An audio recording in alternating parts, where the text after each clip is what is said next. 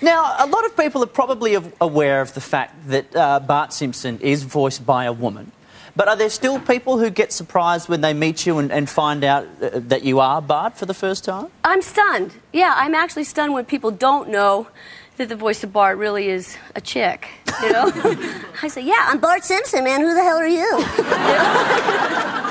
Now, most people might not be aware of the fact that you didn't actually audition for Bart initially, did you? Right, no. I'd like to say about 3,000 of us auditioned, but I went in originally for the voice of Lisa, and the script was right there, and I saw a picture of Lisa Simpson in the description, you know, 8 years old, middle child, and then right next to it was this audition piece for Bart. Now, I want to get a poll of the audience. If you guys had a choice between being Lisa Simpson or Bart Simpson, how many of you would want to be Bart Simpson? Hear, hear. Absolutely. So, the fact that you've got one of the most famous voices in the world that you can create, do you use that to your advantage on any occasion? Well... Do you give people a bit of Bart from time to time? Yeah, I find that sometimes he comes in kind of handy. And since I kind of carry him around with me wherever I go, yeah, I don't do it as much now as I used to do 15, 14 years ago, but I still do have a little bit of fun. In fact, when I was here, you still am here. No, I was out. A friend of mine and I, we were starved. We had just gotten off the plane, and we were really, really hungry and needed to get something to eat. So we went down to the waterfront, and there was this restaurant there. They had just closed about 20 minutes earlier, and you know, it's like shamelessly, I can utilize, you know, the fact that I'm Bart Simpson by saying, you know, are you a fan? Are you a Simpsons fan? Which is a total non sequitur, has nothing to do with food. And he's like, yeah, of course I am. I said, well, hi, I'm Bart Simpson. What's happening, man? The guy's like, ah! Come step this way, you know. But didn't you use that as also when you visited Buckingham Palace as well? Oh, yeah. This was... This is a good one. It was near Buckingham Palace. It wasn't exactly, but it's same thing. The guys were standing there with the tall hats on. I'm sorry, I don't know the name of it, but it's like, just the guards. Yeah, the guard, and he was, you know, very handsome and just like doing what he was supposed to do and totally on post and just unshakable. And I went up, stood beside him. He was quite tall anyway, and I kind of looked at him and I'm like, "Are you a Simpsons fan?" And he's just frozen. I said, "What's happening, man? I'm Bart Simpson, dude." His knees buckled. He was down. I'm like, oh my God. I started to walk away. Miss Cartwright! Miss Cartwright! He's like chasing after me. It was pretty wild. That's pretty good. Now, you do other voices as well. I mean, apart from people like Chucky from Rugrats that you do as well. But as far as The Simpsons goes, what other characters in Springfield do you do that people might not know? Well, I do. Should I challenge you? You tell me who these characters are. Should I put you on the spot? Yeah, okay. Huh? No, hit me with it. Okay, who's this? 2 words, okay? Nelson Monks. Very good, very good. Okay. Yeah. The thing about Huckleberries is once you've had fresh, you'll never go back to canned. It's the same guy. But Yeah, that's pretty good. Yeah.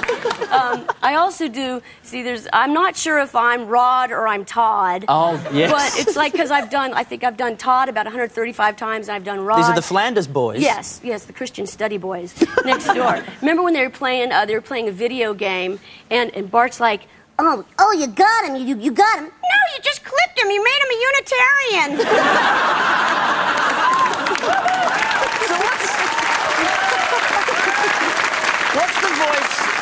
So what's the voice of the character you get asked to do the most? I think that must be Ralph. Ralph Wiggum. Ralph Wiggum. A perennial favourite. Yeah. I'm Idaho! The thing about Ralph is, I don't know, I love him so much, but they just sort of stick him in any scene because he's such a non sequitur in life. You know, they just plug him in. He's like, my cat's breath smells like cat food. Oh, there's a leprechaun. He makes me burn things. Now, it must be absolutely tremendous when you get together as a group, because do you record a lot of the show together? I know often when people record their voices for any kind of animated show or feature film, that often the performers aren't in the same room, but that's not always the case with you guys, is it? Well, we try to make it be that way. I mean, ideally, it would be wonderful if we were always together all the time, but the nature of voiceovers, I could be here and still I could literally phone it in, you know? But it's best when we do it. It's the best show. If you ever come to Los Angeles, I'll give you a front row seat, I promise. Oh, my God! Yeah. I owe you. I really owe you. That's cool. But it's the best. It's really, really good because we do the table read and there's about 100 people in the room and usually the actors are all there, and if they're not there, they're on an intercom in the center of the table, and we'll hear, you know, Hank Azaria was recently at the West End playing sexual perversity in Chicago, and he was just kind of coming through a box, but yeah, it's good. And you know what I mean? Like I know exactly what you mean. When you've had Julian Clary on first, things can get mixed up quite easily. Now, do you also find that when the celebrities come in, because that's the other big part of The Simpsons, you must get starstruck, like when someone like a Michael Jackson comes in to record for the show? Yeah. He produced Do the Bartman. That was so long ago. God, it seems another lifetime ago. Yeah. Well, that was series 1 or 2 that something that like was in done. 90. When did that come out? 92, I think. Do the Bartman. But yeah, he did that, and he was on with the 300-pound white crazy guy, right? He did the voice. He didn't do the singing, but he actually did the voice for the character. But working with Meryl Streep. That was amazing. And most of the celebrities we don't get to work with because their schedules don't coordinate with ours. But I worked with Mel Gibson. Wow. Yeah. That must be freak him out when Bart Simpson's got the hots for him. Yeah, getting some trouble there. Well, I'll tell you what, if you'd like to hear more about Nancy and behind-the-scenes stories from The Simpsons, her show, My Life as a 10-Year-Old Boy, is happening this Friday night and Sunday matinee at the Big Laugh Comedy Festival in Parramatta, and then one show only in Melbourne, Friday the 19th of March at the Astor Theatre. Nancy Cartwright, ladies and gentlemen. Thank you very much, Nancy.